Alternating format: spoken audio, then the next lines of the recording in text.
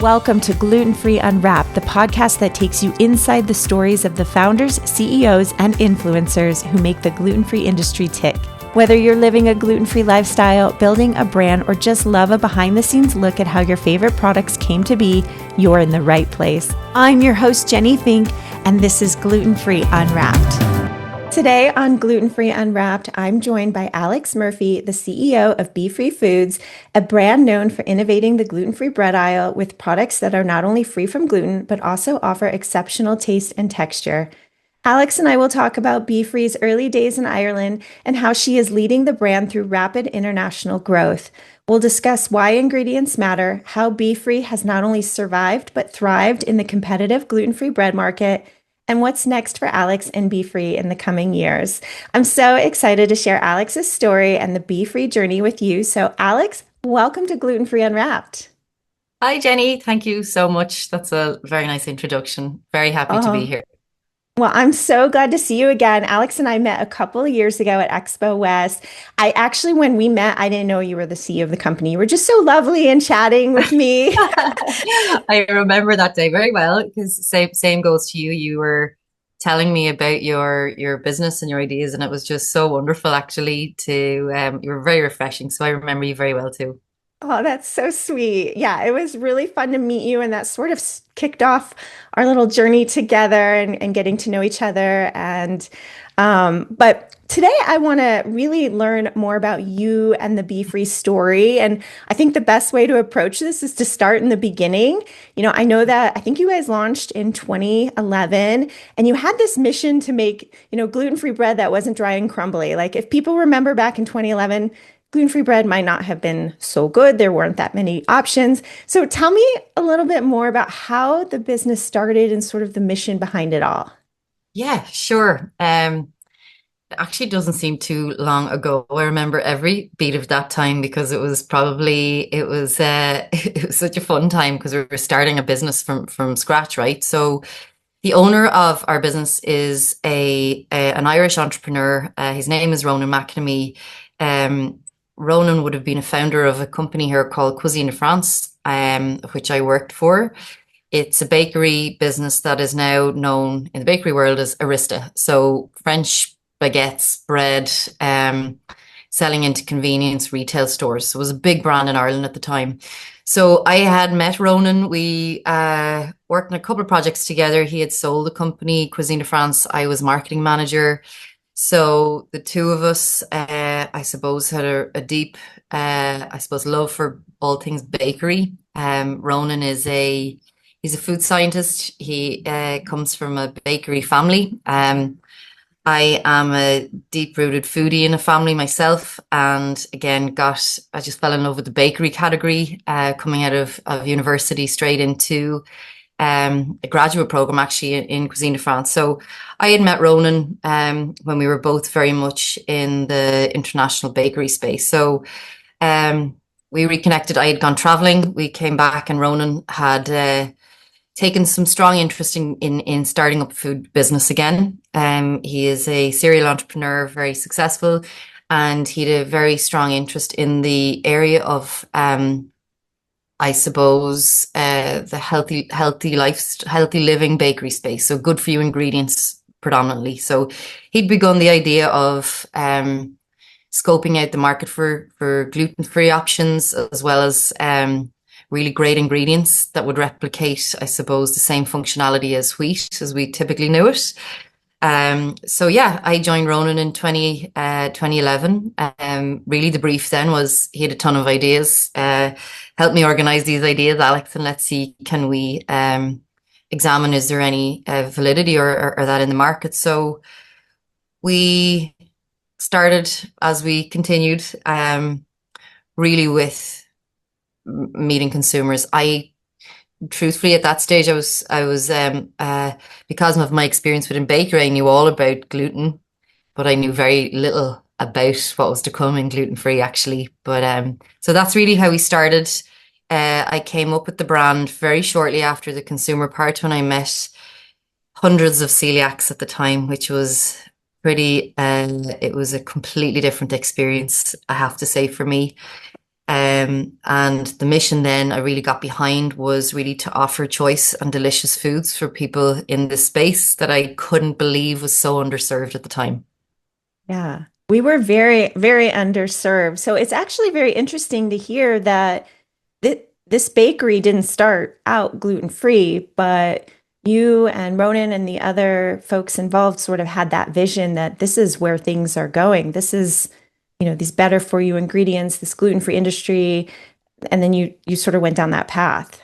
Well, sure. It was our experience within bakery, I suppose. Then we wanted to start something completely new. So when I met people who couldn't enjoy the same, I suppose, emotional sensory with taste, texture, that really were it was an underserved market, but there was at that time in 2011, I still remember bread that was in a can here in Ireland anyway. You could open it like a tin of beans or something, and it was just nothing like what gluten-rich product was like. So that was just such an obvious gap for me and Ronan at the time. Was there was a group of people who couldn't enjoy a simple thing like fresh bread loaf. It was so strikingly obvious, and the challenges and the everlasting, I suppose, urge for sheer taste texture.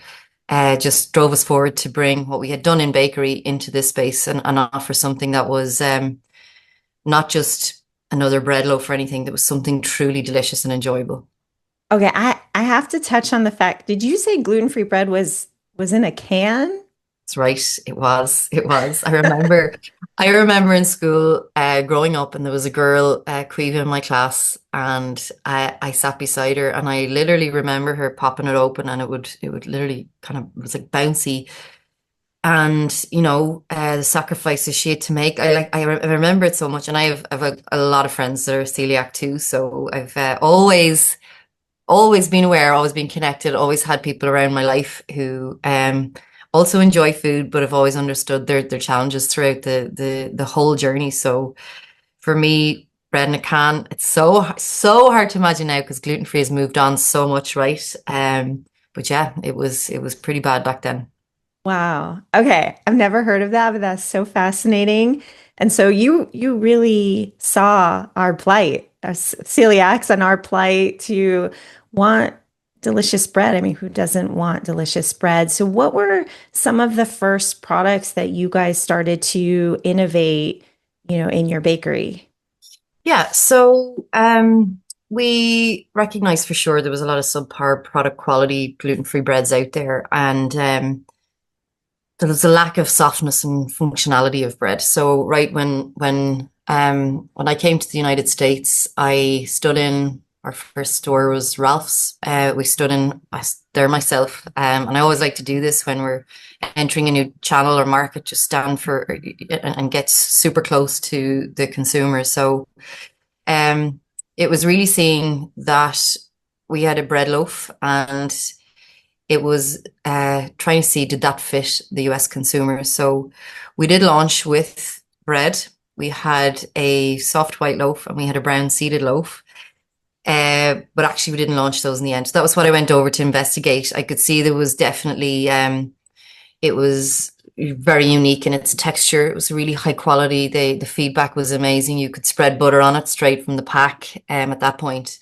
But actually, some little quirks came up in terms of, well, I toast my bread every day. I use the toaster. So we changed the shape, we changed the size of slice. So we did a little adoptions along the way. But the first products we launched were two bread loaves and two rolls into the US market. Wow. And so obviously you had mentioned that Ronan had founded the company and he brought you on right out of university, you said. So did you know anything about baking? Did you know anything about building a brand? Like, I'm just curious how this all happened. Sure. Well, my family, first of all, I grew up in a very foodie house. We worked in hospitality growing up. I was always interested in customer service. I worked in hotels. So we had a family business there. So I always understood the value, I suppose, of customer service and consumer satisfaction. So that was the first stage. I studied international business in university. So very much majored in marketing and consumer psychology, I suppose. And that is what I have to say. I gets me a sparkle in my eye. Actually, what is the problem and trying to solve it? So for sure, Ronan is, he's crazy in the same way about manufacturing and, excellence in product development and manufacturing. And I brought, I suppose, the marketing. So I created the brand BFree. That was really driven from consumer insights in this feeling of, I suppose, lack of choice and restriction and lack of, being able to eat a normal lifestyle. So the brand BFree just represented all of that emotional stuff and said, okay, why can't we offer something that really brings to life the idea of choice, variety, freedom to explore and give license to try different unique items. So yeah, so Ron and I, we come from two different but on the same path of developing an amazing range that anyone can eat and truly enjoy the deliciousness and offer choice. Yeah. Well, and the name Be Free is, I think it's a brilliant name. Like it says what Mm. it is in a way. And really, I think a lot of people in the gluten-free community, we feel so restricted, like you can't eat this, you can't eat that. But what you're basically saying is, yeah, you're free to eat bread again. You're free to enjoy these foods that everyone told you was off limits, and we're going to make them really good. And I wanted the brand to be able to say that to this community to say, we've done the work for you. We have trust us. We have, spent the time to learn the problem. We have invested so heavily in trying to fix it. And, we go through such rigor in terms of safety and testing and trialing and testing and trialing and testing and trialing. As my team are so dedicated to this. So I wanted whoever looked at the brand and saw the brand to feel that safety as well, that we'd done the work for you. Yeah. Okay, so you started, just to go back a little bit, you guys started in Ireland 2011. You've come up with a couple of different types of loaves. And how did you get those loaves into market? And I'm assuming you started in Ireland in your home court here, or how did that work? Yeah, so I live in Ireland. I live in Dublin. We definitely Ireland is a really small country. I hope you come and see us someday. It is very small. So the market for gluten-free at the time was very small, and we always had a dream for it to be an export brand. So for sure, as we evolved, what we launched with didn't end up being our star items. So now today we make tortillas would be one of our core sellers and pita breads, naan breads, a lot of the flatbreads. Again, that's around this mission to make choice and variety exciting in the category. We'd still offer bread loaves and we have a wonderful range of loaves, but um, really that came about. So our products, their formulation is designed to replicate that of like let's take our tortillas for example, that launched in Ireland back in I'm going to say 2015. At the same real time as we were launching into the United States, we worked with manufacturers to make this happen, but there's not too many actually. What would I say? Manufacturers that have the accreditations that we require for our brand. We're free of most, if not all, of the allergens on the tortillas. We're free of. So to find that to be able to service some of the key customers in the United States to offer availability was definitely a challenge. So today we opened our own bakery. It's the world's largest dedicated gluten-free flatbread line. Um, we have a beautiful products and ingredients in there that allow us to ship product all over the world, to United States, Canada. We launched into last year, and we're available in Australia, the UK, Sweden, Norway, and growing and growing. So it's really exciting. Okay, so you guys started out not just, supplying gluten-free bread to your home country, but you really set out to sort of feed the world wherever the gluten-free people are. Yeah, for sure. I mean, Ireland again. Now, I started going around, by the way, in my car, store to store to store to store, stand and seeing what would sell just to test. And then each time we always had our eyes set on the United States. I mean, if I can rewind back to our days in bakery, we had quite a lot of experience with bakery brands and them entering Europe. So, and Europe, is very strict on regulations as well, which is a benefit when we're entering into the US. So by nature, everything is GMO free, for example. There's a lot of tight regulations around claims. So we had the work sort of done before we got there. But absolutely, our mission and vision is that we can offer this all over the world. Okay, so you guys are, moving into the US. Did you find that there were like the taste buds or requirements in the US or anything like that was different? Like, what did people like in the US that maybe in Europe were different? Did you find any discrepancies? It's a common problem, right? That, a lot of symptoms for gluten-free consumers are the same globally. That is one thing for the brand to access, I suppose, or keep in mind is really important. There is, without a shadow of a doubt, the US has its tailored, or what would I say, for sure, it's iterations that we've had to adapt for the US market. So, for example, I know the US consumer has a much sweeter palate than the European consumer. That came through very clearly in our taste panels at the start. It was like, oh my gosh, we kept having to try sweeten it up with things like apple juice and pear juice and ingredients like this to make it a sweeter.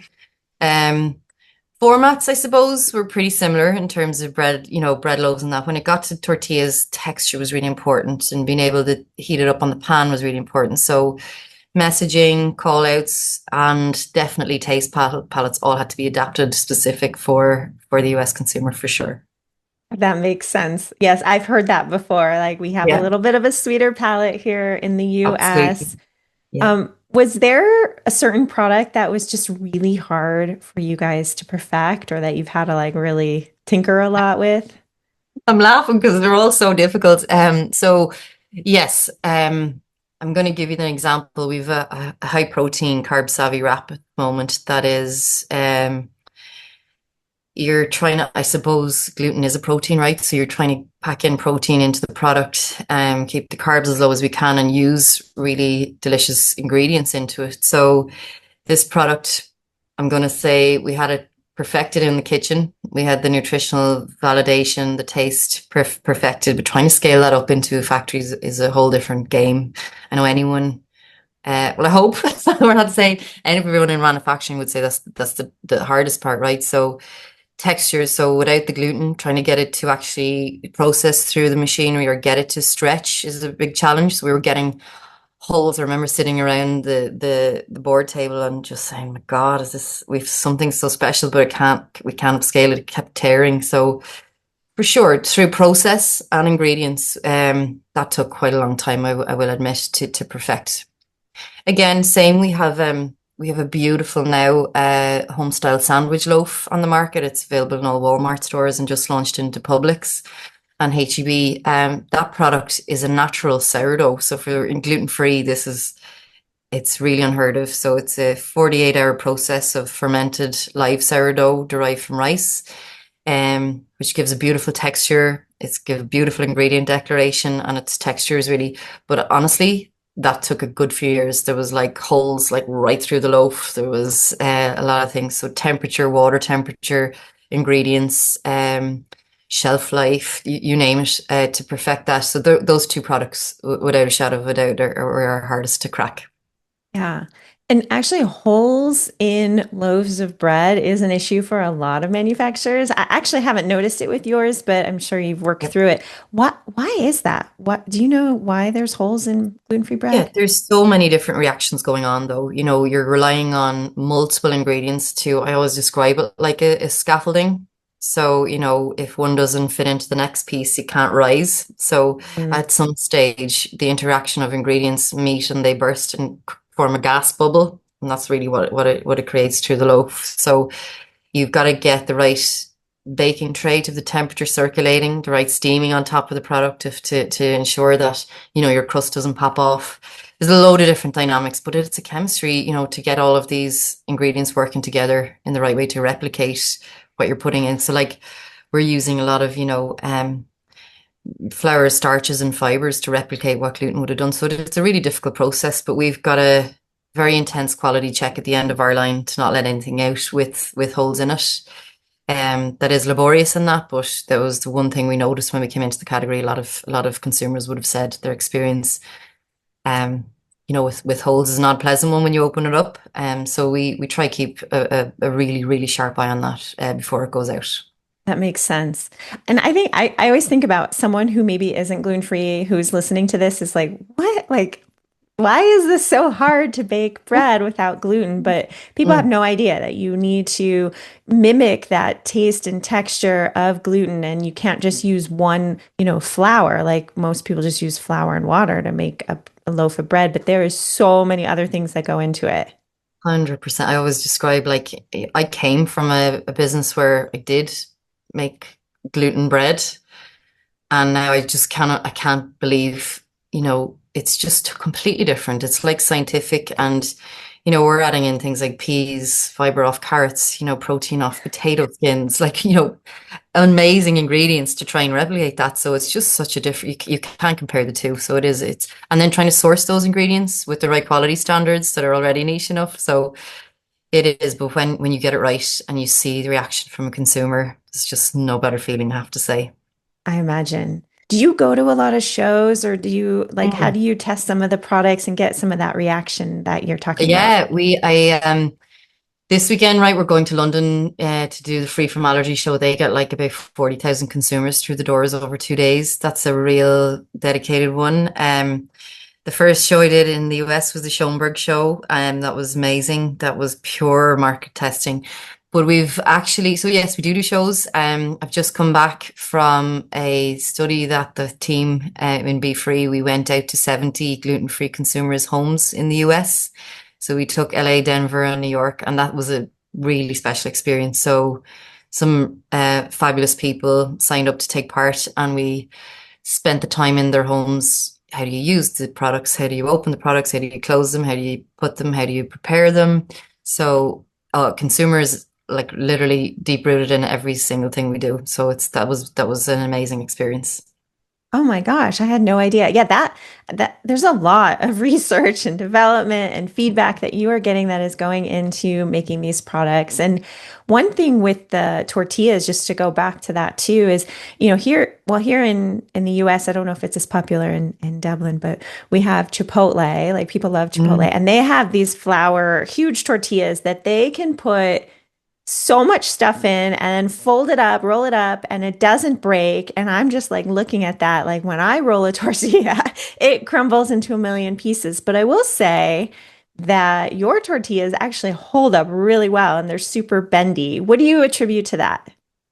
Sure. So there's two particular products we've launched into the US in the last year. One is the soft original wrap, and the other is this high protein wrap I mentioned to you. Now, if you can imagine, like I explained, gluten is this protein that is bendy and stretchy. So when you go to your Chipotle, that is made with wheat, so you get this lovely bend. So we've had to try and replicate that, and throughout the years, it's changed so much. So we've really looked at the process, the quality of process. I mentioned to you, we have a very bespoke process within our tortilla plant that allows us to, play with the dough, but not stretch it to a point of it breaking. So we treat the dough at a certain temperature. We also use a lot of proteins in there. So proteins from chickpeas, peas, rice, to get the protein content up to allow a specific level of bend.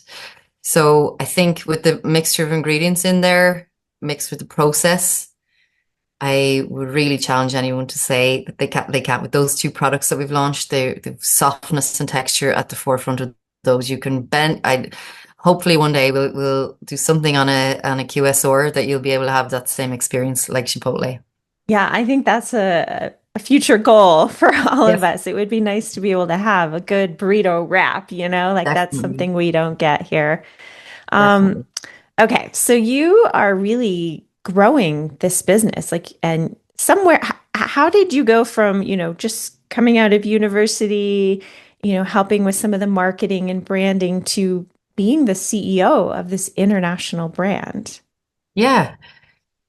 Um, I actually, this has been it's just been so much fun. I have to admit, I love this business so much. It is so uh, amazing to see an idea come through to shelf. That's the biggest. Everyone says, what are you most proud of or seeing? And when I was in LA last week, and you see it in the stores, it's just no better feeling, right? So always knew we had something from the minute we showed the first consumer our product, and then going to the US and standing in the stores, like I mentioned, and doing testing.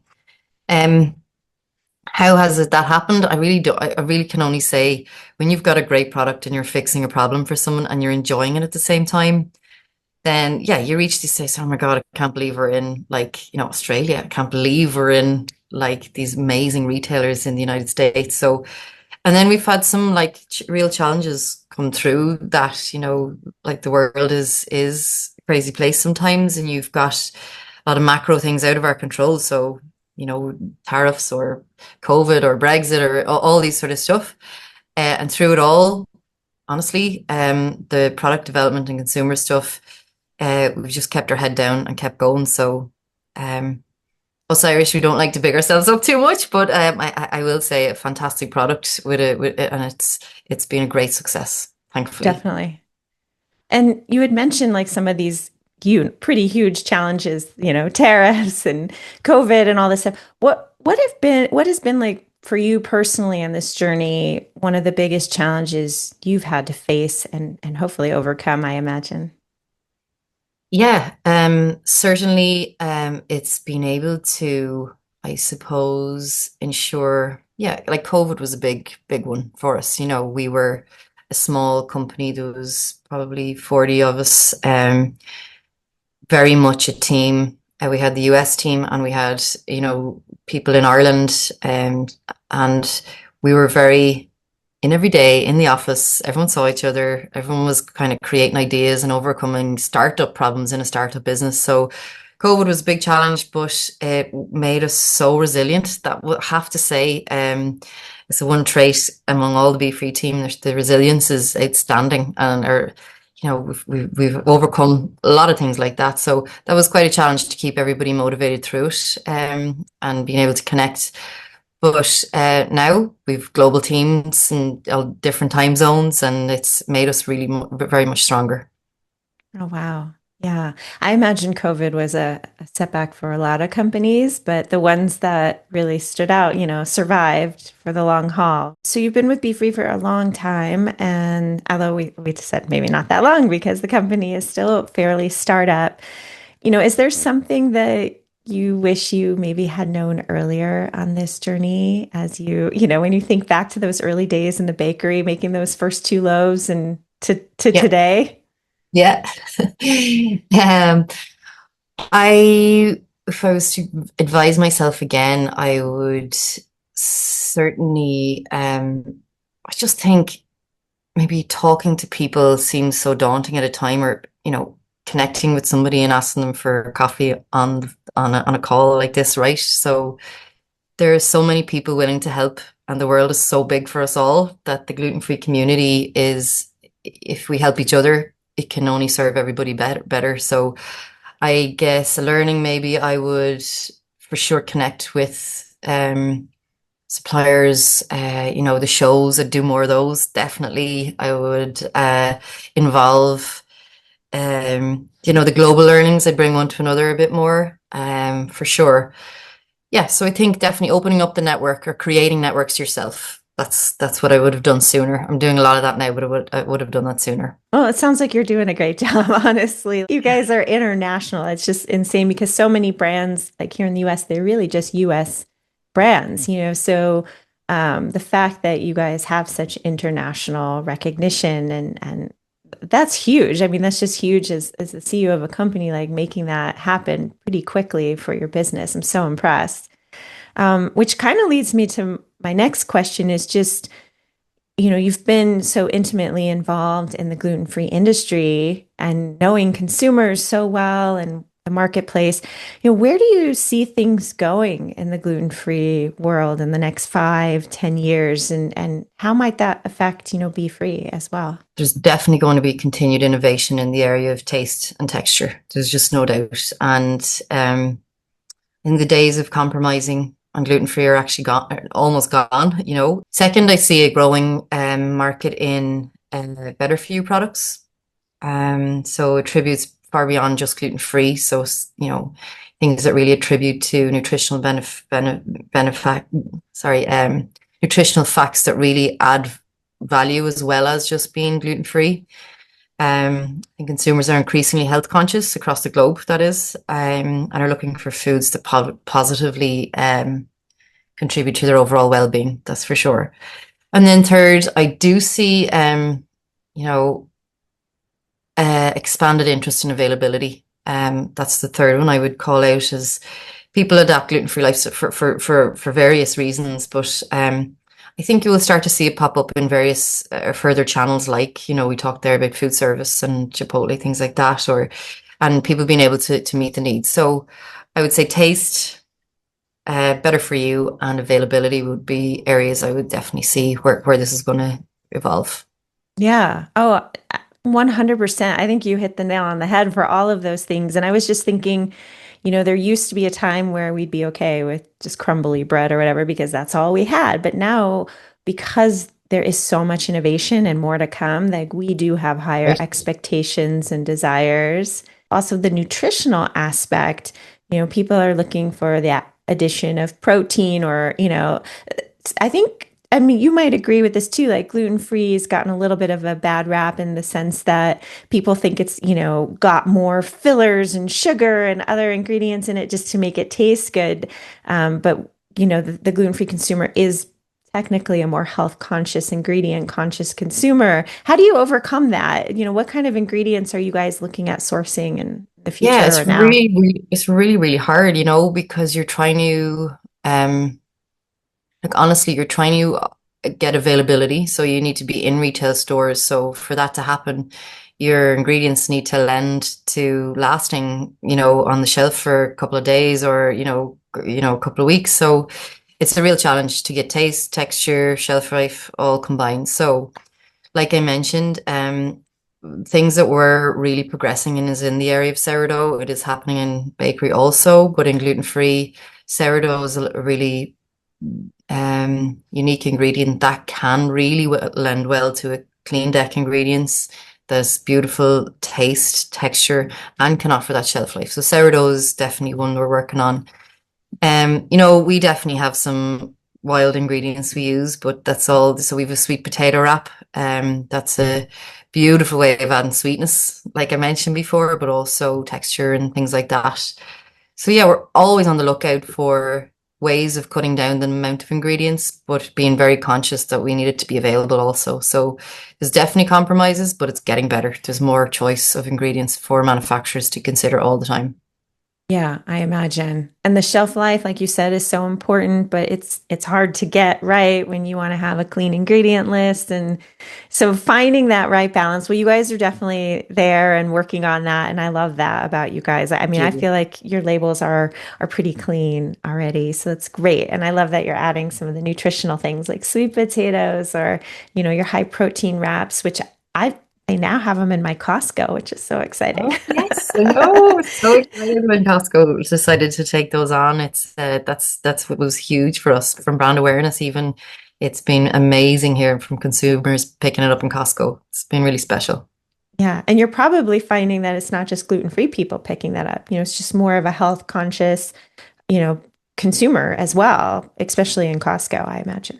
Yeah, the beauty about this category as well with gluten-free consumers though, they're so open to telling us feedback as well. Like, you guys, this community is so interactive. Like, I mean, if you want to know what's wrong or what's right or what they prefer, the ideas, and I really found that when I was in the homes that I mentioned, um, let's say there's other consumers definitely buying into it, but I think the gluten-free community, they really want it to be specifically a taste a certain way or a different or a size of a tortilla or the ingredients to be such and such. So that's really invaluable.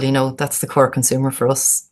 Yeah, I imagine. That makes sense. We just want the same thing that we used to Oh, have that's off you know, limits. I So know. you totally get it. I can see that BFree totally gets it. So amazing.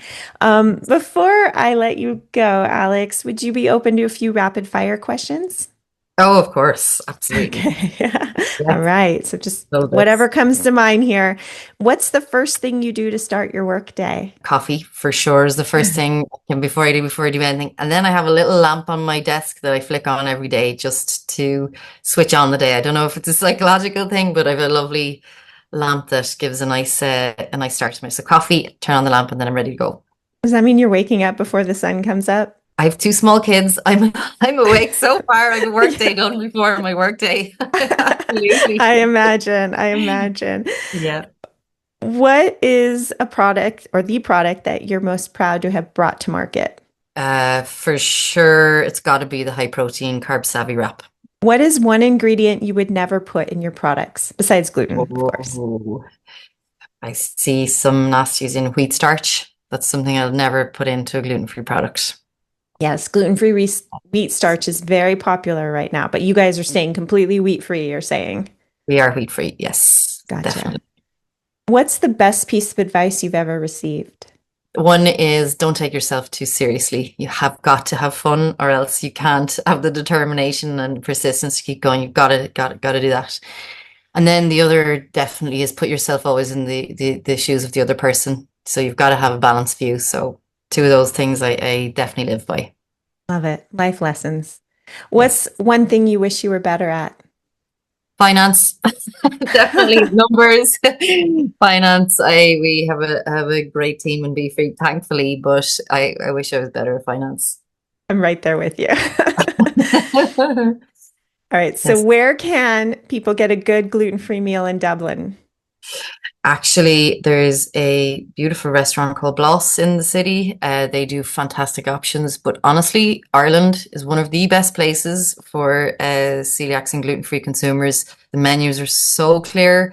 The Celiac Association have amazing recommendations. You'll find it pretty much anywhere you go. There's so many options here. Okay, I'm going to go book my trip now. You have to. You have to. I promise I'll bring you around.